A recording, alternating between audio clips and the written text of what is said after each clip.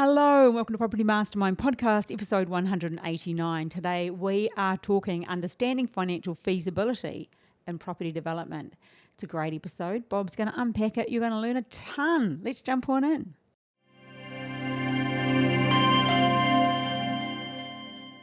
Hey, welcome to episode 189.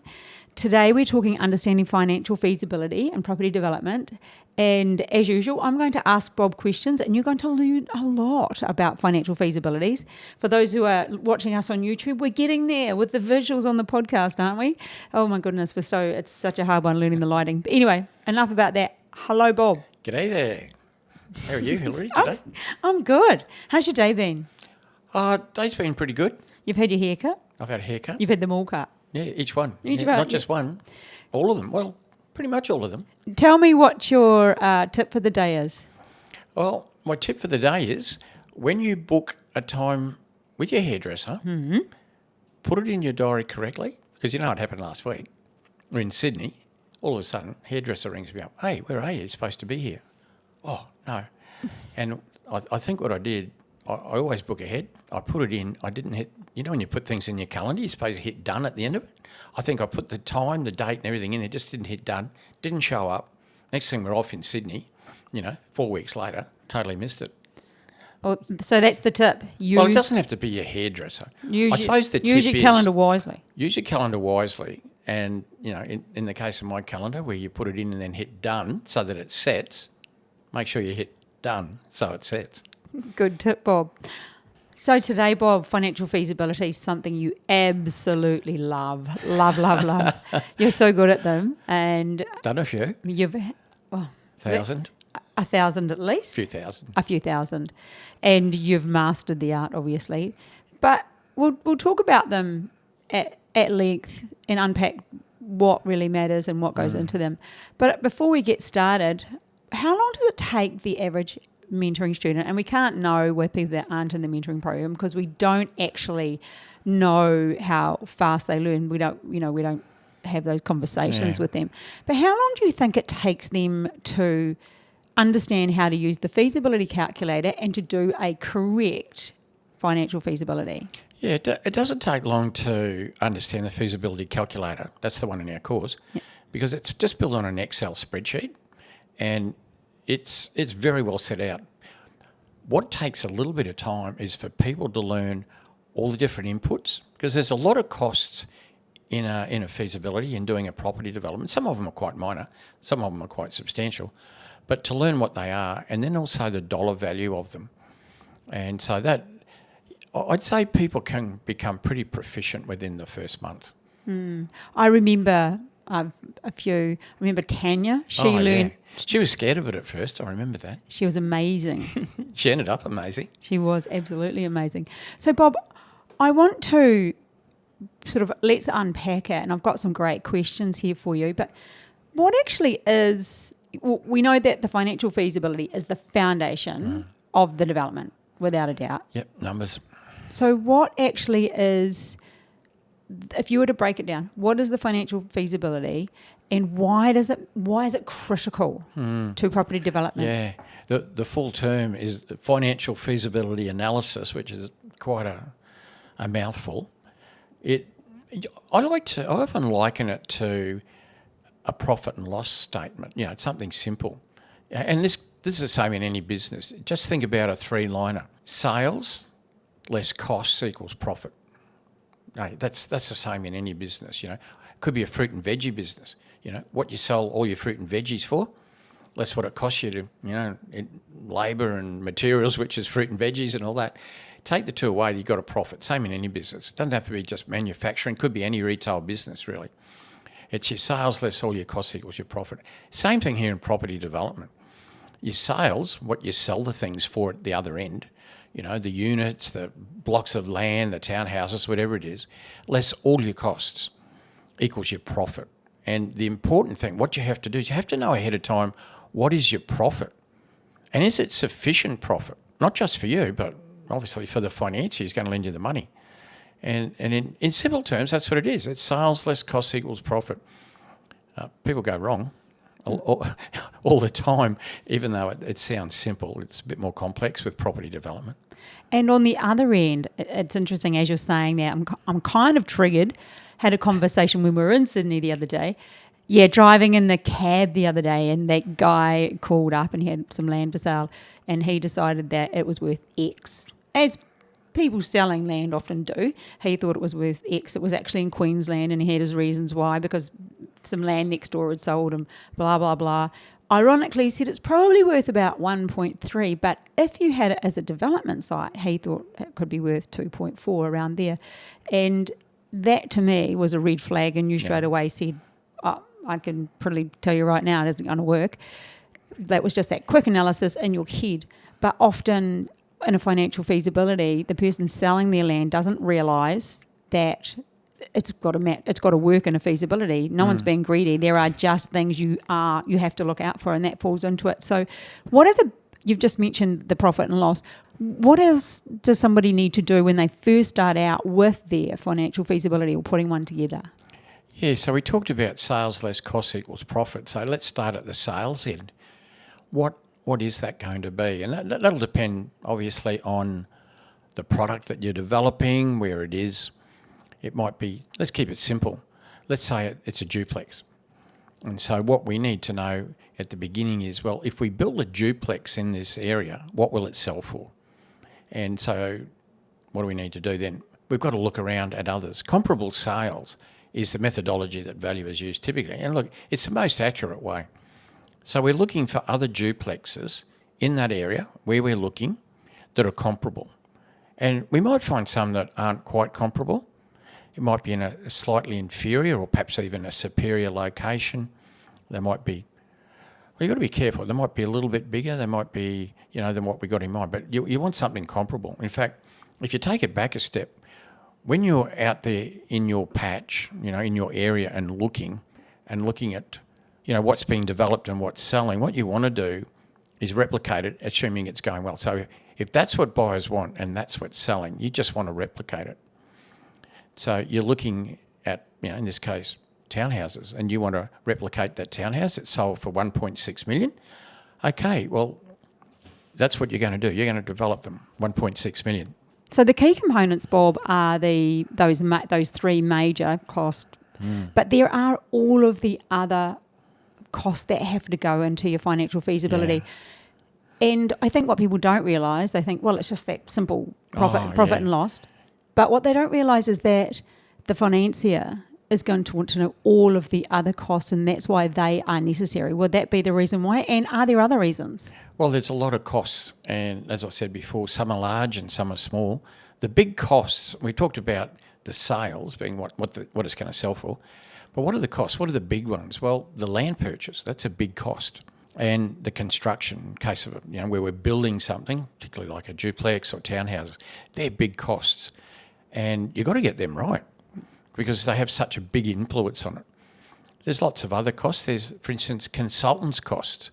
Who are they? Well, in the case of a duplex, they'd be architects, structural engineers, civil engineers, different engineers, surveyors, and ultimately, of course, the builder who's going to build it, that's a construction cost. So yeah, the two big ones that you certainly have to get right is the land. Well, at the moment, when you're first looking at it, it's probably the asking price, or at least what the indicated price is, maybe from the agent. If it's going to be an auction, you might be able to get a bit of a feel from the agent what it's likely to be. Construction costs, big one, but what are they? Well, you're going to have to work that out. You're going to have to find that out. You have to go into the market and talk to builders, quantity surveyors, and those sorts of people, understand what construction costs really are. If maybe you've got access, maybe you've got a friend who's doing one or another developer, or maybe you're in a mentoring program, whatever it is, part of a community, you've got to find out what those costs are. 'Cause it's a big number. In fact, quite often in a property development, the land cost plus the construction cost, that can equal up to 80% of the total cost. That's why there's such a big chunk and you have to get them right. But there's lots of other costs and you really can't ignore them. Things like finance costs. I was just thinking finance. It's one that can have a major impact on people's developments.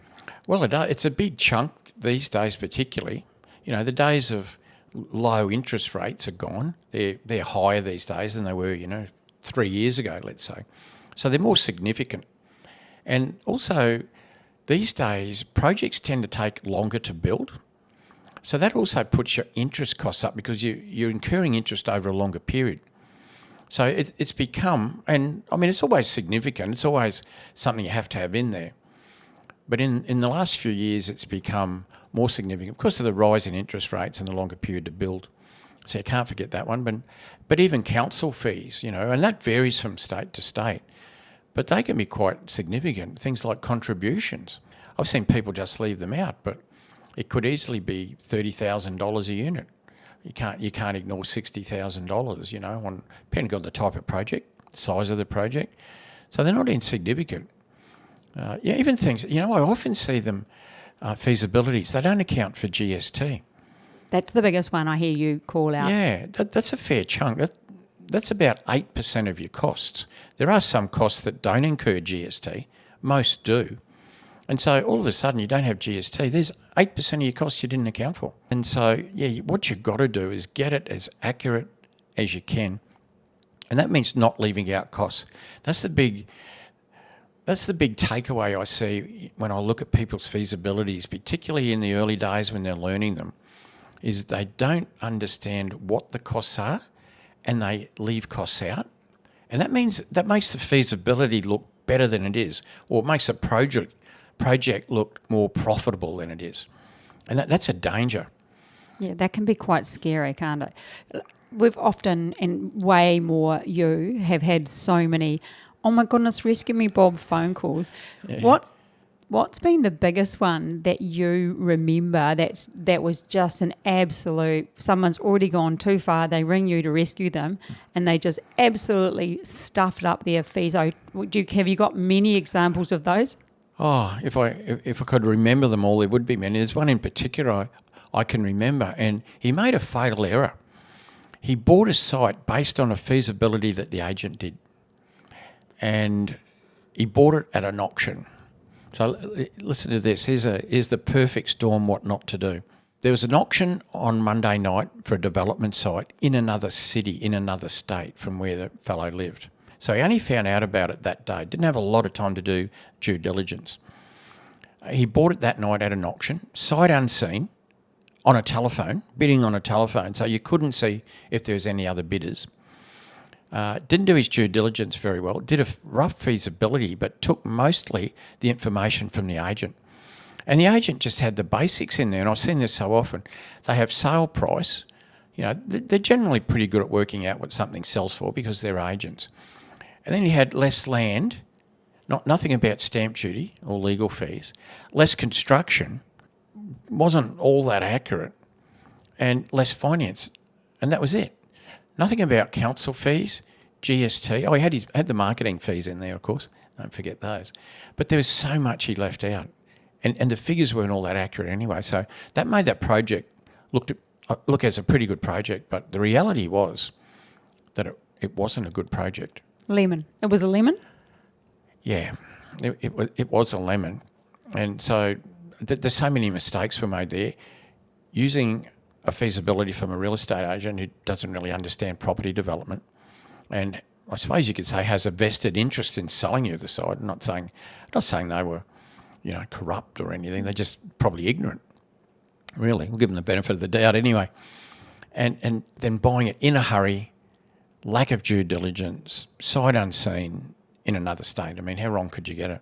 I'm thinking, we don't want to bash the real estate agent because they do a great job at what they do, but I think that you have to be realistic in understanding that they understand the market and marketing, but they don't understand development. And on occasion where the odd one they don't always understand all of it. We've had a few go through our mentoring program, totally trust them because they know they've learned about property development, and that's helped them moving forward to become even better real estate agents and pick up deals for themselves. But that's a major one. When you take not just real estate agents, there's also buyers agents do the same thing. They don't. Ill-informed friends, we've seen some of those who think they're helping but haven't. I can remember one feasibility. Luckily, this ended okay. Somebody attended one of our 3-day workshops and came up to me at one point and said, I'm going unconditional. Well, I'm going on unconditional on a site next Wednesday. Would you like to have a look at the numbers? This was just after I'd talked about feasibilities. I said, yeah, sure, I'd love to. First thing I did is look at the suburb. I thought, I'm not sure that I'd build in that suburb. It was a pretty low-priced sort of area, Generally, it's pretty tough. And then I had a quick look, and I went straight to those larger numbers, the land and the construction. I went, had a look at the construction. Was it about a 9 townhouse development? I thought, wow, that's low. I said, where did you get that construction price from? He said, I got it from a mate of mine. He's a mate of builder. And he was like a plasterer or a plumber or something. And I said, mate, that is a major problem because you cannot bill for that price, I can tell you. I can tell quite accurately at any one time what it costs to build a duplex, a townhouse, an apartment. And it was way under. And as a result, because it made the deal look a lot better than it was, he was encouraged now to go unconditional. I said, you have to pull out of that. I said, that will not work. I said, it's the wrong area. Shouldn't even be developing there. And you got certainly the wrong bill price. Something else I've seen. Saved him.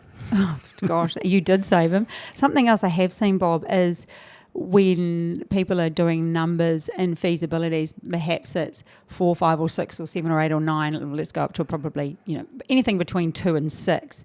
They often don't put the multiples in. They might just put the build price for one and it's just a little simple error, but it does happen. And so going right through a proper feasibility and getting it right is just vital. And we've just pointed out some really simple ones. But hey, before we move forward, I forgot to give out the book. Good time to do it. Good time. Property Millionaires Exposed. Nick Matthews, going to you this week. Go forth and conquer, mate. It'll be in the post. You know what Shelley's like. She'll have it out to you pretty quick, smart. Anyway, back to financial feasibilities. So, Bob, basically we've got the cost analysis, the financial feasibility analysis, really. We've got the projected revenue. We've got, how does risk assessment sit inside of feasibility? Well, let's just say construction, which is one of the big numbers we have to get right.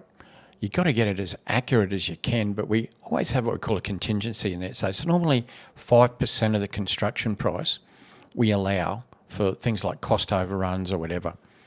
In fact, the valuer for your financier will insist on it, and the financier insists on it. So you need to put that in your feasibilities. It's a good little fudge factor to have in there for, whatever might happen. Fudge factor. Put it in there for fudge. Fudge. Oh, you're making me feel like some chocolate fudge. Don't do that. Yeah. I'm hungry. So, yeah, that's part of it. But also make sure you get your timing right. That's a big thing with doing your feasibility is to get your timing right. And this is where I see a lot of mistakes made. People get really ambitious about how quickly they think they can do a development. And they make things faster than reality. If it takes, let's say, 5 months to get a development permit on some townhouses, let's say, they'll have it in 3. They'll say, I'm really going to push hard. Well, yeah, good luck pushing council hard. And so they suddenly made the project 2 months shorter, which means less interest than reality, which means you're making it look better than it is. And the same thing, when they get their development permit and they're going to get their construction certificate or the building permit, next thing they got it down 1 month. Well, no, it doesn't happen that fast. And their building time as well, they shortened it up. Well, no, it takes a bit longer. And all of a sudden, it's not unusual to see people 4 months short on their project, shortened it right up. So, it might be a 20-month project and they got it down for 16. That makes quite a bit of difference to the interest component on that project, which obviously affects the profitability and your profit margin. So timing's important. It's not just getting the raw numbers right, it's getting the timing right as well.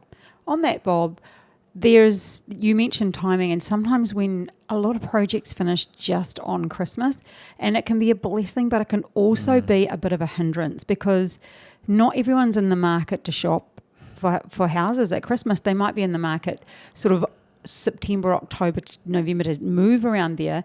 But when people are on holiday, it does, I believe, you can correct me if I'm wrong, does slow it up a bit. And just so often, I mean, we had the same thing happen. We finished a duplex last year just on Christmas. We know other people that have it.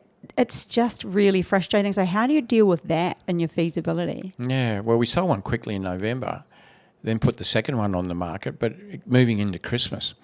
And it's often quiet at Christmas. That's the go. And real estate agents know that. And we were getting feedback from the agent. Remember, we had some open houses. The numbers were way lower, probably for about a 6-week period, really. So like the week before Christmas, it starts to taper off. Then Christmas, New Year, school holidays, you know what it's like. It tends to pick up after Australia Day. Now, that doesn't mean that you're not going to make a sale in that period, because certainly have made sales during that period. But people are thinking about other things, and normally if they haven't bought by Christmas, they tend to put it off, 6 weeks or so. So it can be a quiet period for sales, and you've got to account for that, because a lot of projects will go over a Christmas period. Some might even two. If you started a project in, September, October, quite possibly you're going to have 2 Christmas periods before you've actually sold and settled. And what about delays, Bob? How do we mitigate with delays or plan and get organised for us, stop the problem? How do we deal with those and feasibilities? Well, you've got to really understand how long things take. So I used an example before, how long to get a development permit through council. So you'd really need not to be asking council, but ask a private town planner who does a lot of development applications with the council. And they'll know how long it takes for things to go through at the moment. It's not always the same. Sometimes when the market's moving along very well, there's a lot of applications, council gets snowed under, and they take a lot longer. And I'd ask a local private town planner how long it's likely to take. Use that date. The development permit, once it's in council, it's something you don't have a lot of control over, because it's the council. You can't get them in a headlock and beat them up. When you're doing your building permit, well, you still shouldn't put people in a headlock and belt them up, but at least you're paying the bills, you're paying the consultants, and you've got some control over the timing of things, But really it's understanding. Same with build times. I've seen building slower than it used to be pre-COVID, and although not every builder is slower these days, because we have seen the odd builder who's back to building as fast as pre-COVID, but they're a bit slower. And I think they're slower on purpose. Builders, they're sort of reluctant to go back to building faster again, because they can slip in more projects. Where they used to build, we used to build 4 townhouses in 6 or 7 months. Now you're pushing to get a duplex built in 9 or 10. So, it is. But if that's what it is in your area, then that's what it is. You have to allow that, 10 months or whatever it is for your duplex.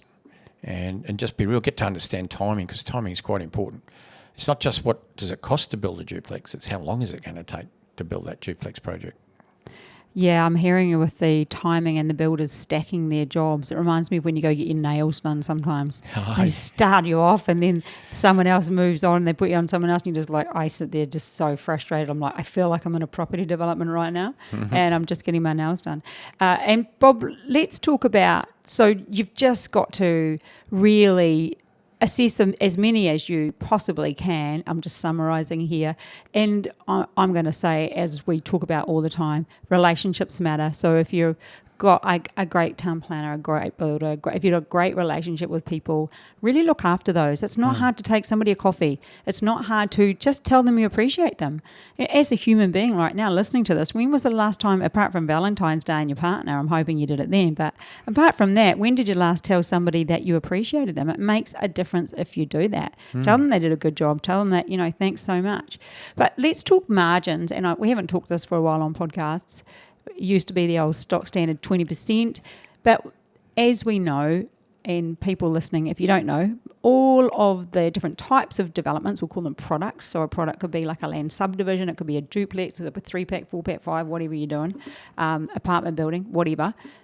Each one of those is a product. So what are we looking at margin-wise for each product right now, Bob? Because they have changed. Yeah, what's the go? Yeah, so for those that don't understand, let's talk about what margin is.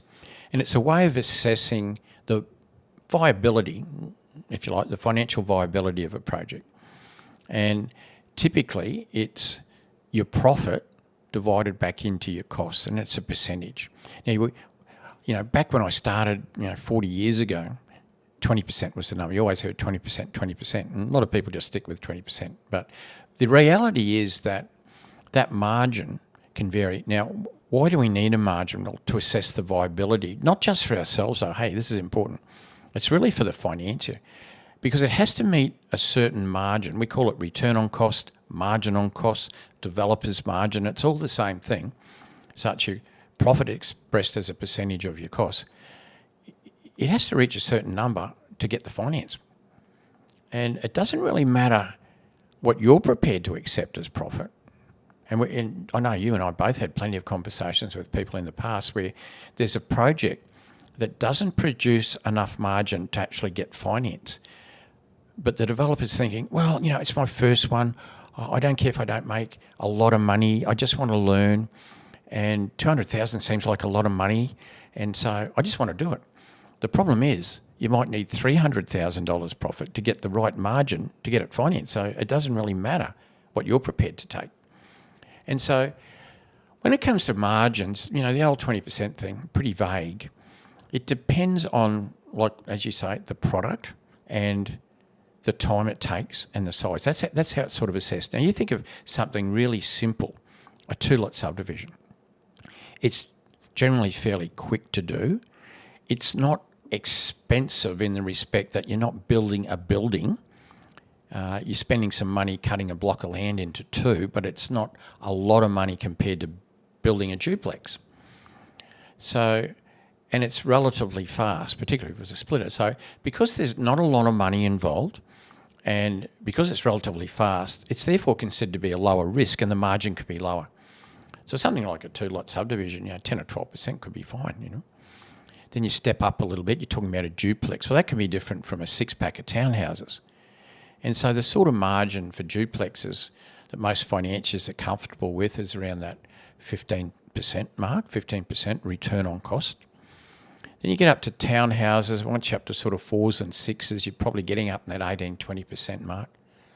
And then apartments, again, depending on the size of the apartments, that margin will vary. And the bigger your project, the higher the margin. So, they could be anything from 18 to 25% for some of the larger, not super large, but larger apartments. So different margins, different returns on costs for different projects, based mainly on speed and how many dollars, and which really comes back to risk. I think what I love seeing is when you put it all in the feasibility calculator and then you just hit populate, and then you turn and see Bingo. what the margin is. What is it? Did it work? Is it going to work? The other thing you can do with our feasibility calculator is you can set a margin, and it'll tell you straight away how much you have to pay for the land to get that margin. So you can see straight away, it's a bit like doing something in reverse. Straight away, okay, if I'm looking for 15%, I put all the other costs in. What do I have to buy this block of land for, this site, to get 15%? I remember early days, Bob, when I first started learning, about development properly, and because I'd come from a renovation background, for those of you who don't know, and it was funny because my brain was hijacked on that one. I was thinking, well, it makes, 150,000. Why would we not do that? But I remember the words you said to me. You said you could sneeze and lose that so easily. That was the first thing, and that stuck in my head. You can sneeze and lose that. The other thing that sticks in my head, which is just a no-brainer now, is it's more about the financier. It's not about what you want. And yeah, they're just kind of common things now when you really understand the reasons why financial feasibilities have to work and the importance that they play in your property development. And it's probably one of the hardest things. Finance and financial feasibilities would be the hardest. Would you agree? Well, they're both interrelated, because your feasibility sort of dictates the finance. First of all, it shows that it's profitable enough. And then from the feasibility, you can calculate, well, how much money do I need to put in, and how much is the financier going to put in? That's something you need to know pretty quickly, because the calculator does that. He's got a special table for working that out. But so they're very interrelated, the finance that you need or that you're going to get, and your financial feasibility. And of course, coming in there is the valuation, which ideally once you get it value by value, it should agree with your feasibility. And if it does, then it should get financed. But that's why, feasibilities, and can I say this, really important, as in anything to do with property development, be very analytical, be very cold about it. Don't get emotional, because it's very easy to doctor up a feasibility and make a not so good project look good. And that don't get emotional is just so vital. And that'll even come down to when we talk about build costs. The build cost you put in, remember, I think we talked about it last week, getting emotional and building the thing that you want, but it's going to market. Mm-hmm. You just need to build what's required. You do not care. It's got to look amazing, but you don't have to put all the bells and whistles that you want in your personal home that don't match the area, unless it's an upmarket area that requires that product. So, Bob, where have you seen somebody go wrong in their feeso and being able to pivot and still get out of it okay? Well, getting out of it okay is probably the trick when you make a mistake with your feasibility. But remember this, when you first do your feasibility is when you're looking to buy a site. But when you're selling your end product, it could be 18 months or even 2 years from then. So you don't really know. Well, it's difficult to predict the market in 2 years' time. You can certainly get a feel for things. And so you might not be starting to build for, say, 9 months. So let's say you buy a site today, then you have to get your development permit, your building permit, then you start to build. Now, that might be 9 months' time. It varies. So you're starting to build. It could be another 10 months or a year after that before you sell it. So I've seen people, and you know some too, who've bought a site, did the feasibility wrong, it never stacked up, made mistakes. But during that period of time, that 9, 10 months, whatever it is, until they're now ready to build, that's when the feasibility matters at that point, because that's for your construction finance. Now, if the market's moved up, that can save people. And we certainly saw that, in that post-COVID period where we had some very rapid rises in sale prices. And that saved a lot of people who'd bought bad sites. All of a sudden, you can sell them at the other end for so much more. And even though they paid too much for the land, they had their construction in too low, they missed things out, and really, instead of showing 15% real, they thought it showed 15, but it probably showed 6 or 7. By the time they actually got to develop it and then to sell it, it was showing 15, 18, or even 20. And so they gave a lot of people false bravado that they were Top Gun developers, but they're only saved by the market. And if you carry that forward, the next one's going to be a disaster. So, Bob, I suppose you've had, a lot of good luck, not good luck. Your experience has made you so confident with feasibilities. You can look at one and know exactly where the problem is, know if it works within seconds.